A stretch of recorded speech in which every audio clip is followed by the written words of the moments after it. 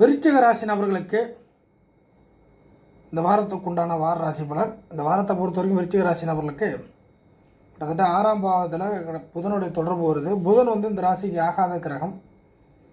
அதே சமயம் சந்திரன் கிட்டத்தட்ட வளர்பிறையாகி பௌர்ணமியாகி கிட்டத்தட்ட இந்த வாரத்தின் இறுதி அமைப்புகளில் ஒரு நல்ல ஒரு சூழ்நிலையில் இருக்கக்கூடிய ஒரு காலகட்டம். சந்திரன் பாக்கியாதிபதி இல்லையா? சந்திரனுடைய பாக்கிய அமைப்புகள் சிம்மம், கன்னி, துலாம் இந்த இடத்தின் வழியாக கிடைக்கும். ஸோ சந்திரன் எங்கே இருந்தாலும் விருச்சிக ராசி நபர்களுக்கு அந்த இடத்தின் வழியாக நன்மைகளை தரக்கூடிய ஒரு கிரகம். ஸோ அந்த வகையில் இந்த வாரத்தை பொறுத்த வரைக்கும் நல்ல சூழ்நிலை தான் நிலவுது. புதனோட விஷயத்தை மட்டும் ஜாக்கிரதையாக இருக்கணும். அதாவது 3ஆம் நபர் தலையீடு, 3வது நபர், நடுவில் ஒரு நபர் எந்த ஒரு விஷயத்தையுமே செய்தாலும் சரிதான். குடும்பத்திலேயும் வெளியிலேயும் எங்கே இருந்தாலும் சரிதான். இந்த வாரத்தை பொறுத்த வரைக்கும் 3ஆம் நபர்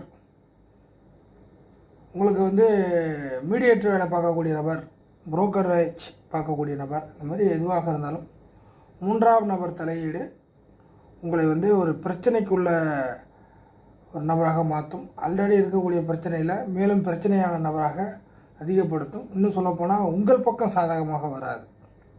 உங்களை சமாதானம் பண்ணிவிட்டு அடுத்தவங்களுடைய விஷயத்தில் சாதகம் பண்ணிவிட்டு சென்று விடுவார்கள். ஸோ உங்களுக்கு ஃபேவரம் நடக்காது. ஸோ 3ஆம் நபர் தலையீடு விஷயத்தில் கொஞ்சம் கவனம் தேவை அப்படிங்கிறத நோட் பண்ணிங்க. அதர்வைஸ் சந்திரன் மூலியமாக நம்ம ஏற்கனவே சொன்ன மாதிரி நன்மைகள் கண்டிப்பாக உண்டு. அதில் ஒன்றும் பிரச்சனை கிடையாது. சிம்ம இடத்தின் வழியாக கிட்டத்தட்ட இந்த வாரத்தின் ஆரம்ப அமைப்புகளில் இருந்தே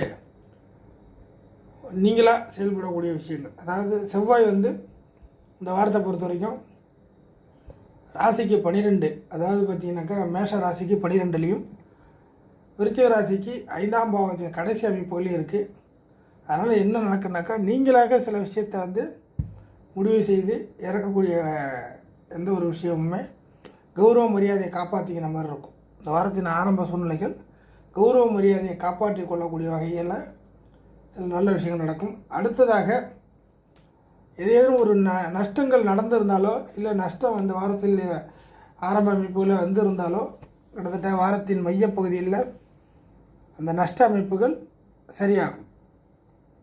இன்னும் சொல்லப்போனாக்கா திடீர்னு ஏதாச்சும் சுணக்கம் மாட்டிங்கன்னா கூட அந்த சுணக்கத்துக்கு ஒரு மருந்து கிடைக்கும் அப்படிங்கிற மாதிரி எடுத்துங்க. உடம்பு சரியில்லைனா போனால் நல்ல மருந்து கிடைக்கிறது அப்படிங்கிற மாதிரி தான். ஸோ ஏதேனும் ஒரு நஷ்டத்திற்கான ஒரு பிரதிபலனாக ஒரு நன்மைகள் நடக்க வாய்ப்புகள் இருக்குது. ஆறுதல் பரிசு அப்படிங்கிறத கூட எடுத்துக்கலாம். அடுத்ததாக துலாத்தின் இறுதி அமைப்பு. இந்த வாரத்தின் இறுதி அமைப்பில் துலாத்தோட தொடர்பு வரும் விருச்சிக ராசிக்கு சந்திரன் மூலியமாக. அப்போ என்ன ஆகுனாக்கா ஒன்று இல்லைனாலும் இன்னொன்று காப்பாற்றுற மாதிரியான சில சந்தர்ப்ப சூழ்நிலைகள் இந்த வாரத்தில் கிடைக்கும். ஒன்று இல்லைனா கூட இன்னொன்று காப்பாற்றுனது அப்படிங்கிற மாதிரி.